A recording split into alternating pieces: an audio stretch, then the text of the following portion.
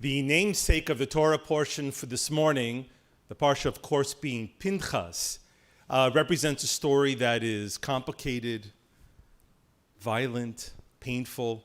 The actual story itself is found at the very end of last week's Torah portion. What's the story? The Israelites are making their way now towards the very end of their 40-year journey through the desert. And they're finding their way now on the cusp of entering into the Promised Land. And if you look at a map of what then was the ancient Near East, you realize that they had to make their way over past Midian and then through Moab, the Moabite mountains, which is now modern-day Jordan. When you go to Eilat, or if you stand outside in Jerusalem, on a clear day, you can see the Moabite mountains.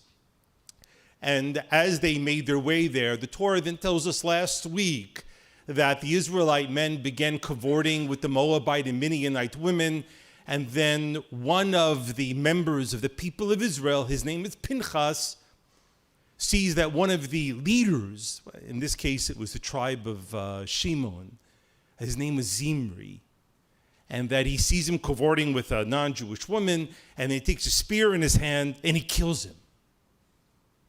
The story, truthfully, is not the story about Jewish men cavorting with non-Jewish women. That's not the story here, because the Torah makes it very clear that what was happening was that the women were showing themselves to be an attraction or a pull towards the worship of idolatry.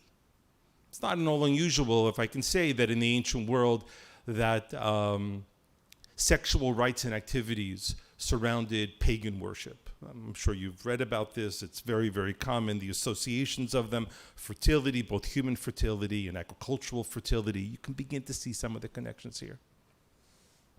But of particular interest to us is that after this happens, the Torah then tells us that two interesting points are brought forward about this individual, Pinchas. First of all, the Torah portion is named after him. I'll point out to you that there's not one Torah portion named after Moses, or Aaron, or Abraham, or Sarah. That's first of all. Second thing that happens is that God then confers upon him the right to be a Kohen. Now, by biblical right, and even today, the way that someone is a Kohen, is a priest, is because their father was a Kohen. All the Kohanim, all the priest traits their roots back to the tribe, of Levi, of the Levites. The Vi'im and Kohanim are immediate cousins of each other. Why is that? Moses and Aaron were descendants from the tribe of Levi, of the Levites. Aaron is then pulled off as being the beginning of the line of priests. So you can see that if you're a Kohen, your roots are actually from the tribe of the Levites. But Pinchas was neither. And as a result of this act, you could probably clearly say it was a vigilante act, that he was elevated to becoming a Kohen. And not just him being a Kohen, but the Torah goes on to tell us that it was a Briti Shalom. It was meant to be forever, that it wasn't just an honor given to him, but his children and their children. It was forever.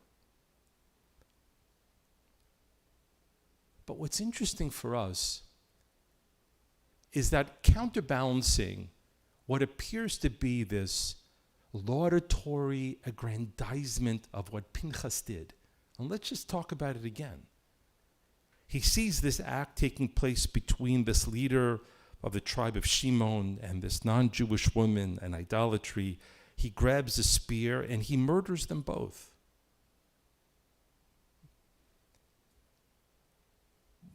But sections later, in the same Torah portion, chapter 27, verse 14, if you're looking these things up, Moses then approaches God and says, my end is coming. I know that I'm not entering into the land of Israel. You need to appoint a leader to take my place. And the European rabbi, Mendel of Kotsk, the Kotsker Rebbe, he lived about 150 years ago from the Polish town of Kotsk. His name was Mendel. That's why he's Mendel of Kotsk, or the Kotsker Rebbe. Okay, that's how it worked back then. he asked the question, why is it that Moses is asking the question now? Without question about this question, Moses has known for a very long time that he was not going to be the one to bring the people of Israel into the promised land. It happened not long after the Israelites left Egypt, that Moses was told that he and that generation that left would not be the generation that would go into the promised land. So the Kotzker asked the obvious point. Why is it that now, so many decades later, that Moses then asks the question, who comes after me? And the Kotzker says that after Moses saw what Pinchas had done, he became afraid. He said to himself, the Kotzker notes, that maybe God would appoint Pinchas as being the leader of this people. And I want to be alive to see who's coming after me. Because if it's not the right person, I could intervene. The question of extremism is the question of our era. It's interesting to note that when Franklin Delano Roosevelt, one of the greatest American presidents, for the record, the only American president to be elected to 3 terms,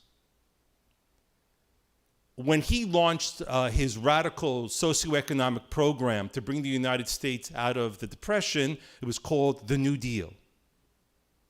Franklin Delano Roosevelt was a Democrat. And when he brought this New Deal, which really was a socialist kind of federal government broad plan to revivify the American economy, when he brought it to the Congress, over 60% of Republican senators and congressmen supported Roosevelt's New Deal.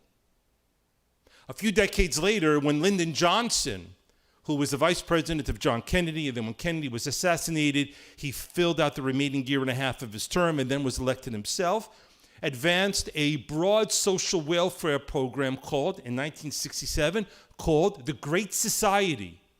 The idea of school lunches that were paid for by the federal government and also school breakfasts came from Johnson's Great Society, food stamps. I mean, I can go on, but you get the point. Over 50% of Republican congressmen and senators supported Johnson's New Deal.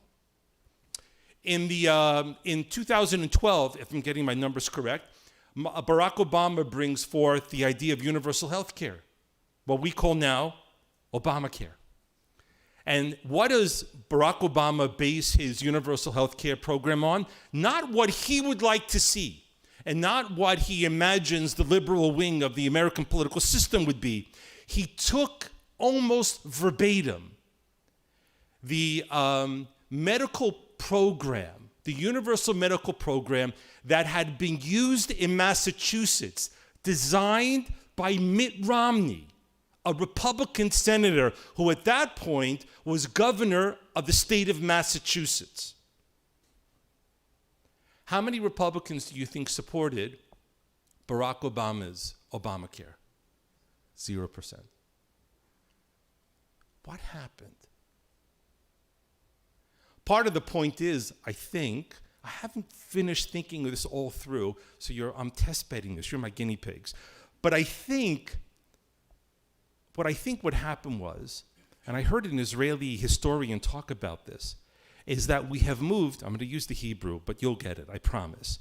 We've moved from ma to me. Ma is what's being said. We've moved to me, who's saying it. It used to be that no matter what political affiliation someone belonged to, people would listen to the idea. And if the idea made sense, you could work with it. Now, we only look at who's saying it. And if it's not someone who lives in my political thinking, I'm not going to pay attention to it. It's important to note that extremism essentially is the idea that you look at your opponent, someone who doesn't agree with you, and you say that because of that person's privilege of where they have been born in and what they have been given or not given, that they cannot be convinced, there's no point in talking to them, so they must be changed by force. Generally, in the media, you hear that right-wing extremism violence is the great danger of our time. But it is important to note that both on the right extremists and on the left extremists, that the 20th century is pockmarked with the detritus and horror of the violence of these opposing sides. The right-wing violence, we certainly understand the Second World War, but let us not forget that Leninism and Stalinism and Neo-Stalinism and Neo-Leninism accounted for the deaths of hundreds of millions of human beings. It should also be noted that the secular movements of the 20th century have been amongst the most vicious and violent and murderous in all of human history. People think that religion historically have been responsible for horrors brought upon humanity. It compares to nothing what secularism has done.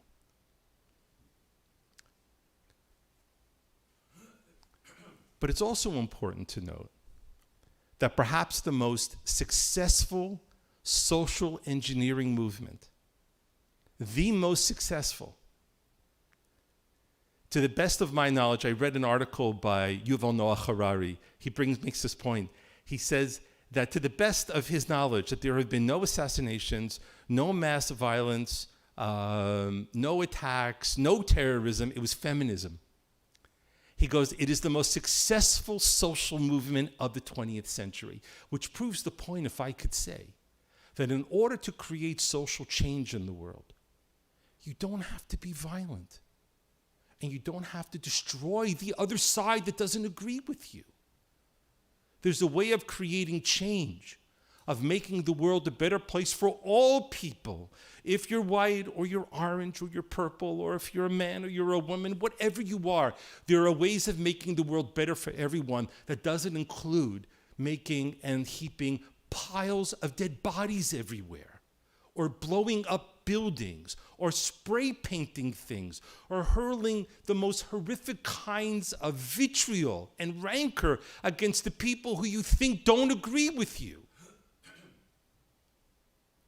It's interesting to note that the Jewish character that I think is amongst the most beloved by Jewish children is Eliyahu Navi, Elijah the prophet. I know as a child growing up that the fifth cup that my parents would pour at the end of the Seder for Eliyahu, for Elijah to come, and then my parents would send me to the door, and I'd open up the door, and my father would say, everyone scream, sing for Eliyahu to come in. And then I'd wake up the next morning, and the glass was half full. Of course, little did I realize my mother probably poured a little bit out of it. But also, of course, Eliyahu Navi, Elijah the prophet, is present at every Brit Milah. The child, the baby boy, before the circumcision is to be taking place, is placed on Kisei Eliyahu, on Elijah's chair. And then he's brought to the table where the Mohel will perform the circumcision.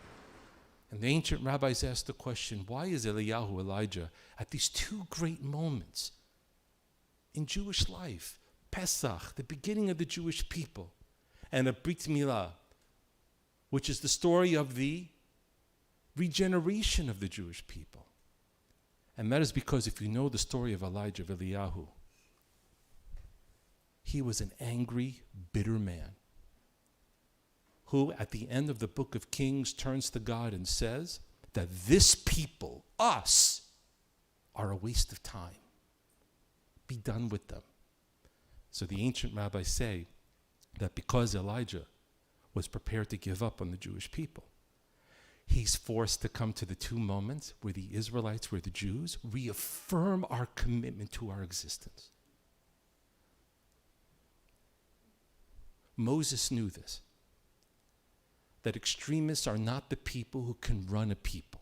Extremists are not the people who build the world, and extremists are not people who bring us to the places where we need to be, which is echoed by the idea of one of my personal heroes, Rabbi Yisrael Salanter. His name was Yisrael, and he was from the Polish town of Salant. That's how he got his name. And Salanter says that there are 3 rules for life in living in Jewish leadership. But I would also say that it's the 3 rules for all life. So pay attention. Salanter says, number 1, never look to win. Number 2, never get angry. And number 3, never give up. Shabbat shalom.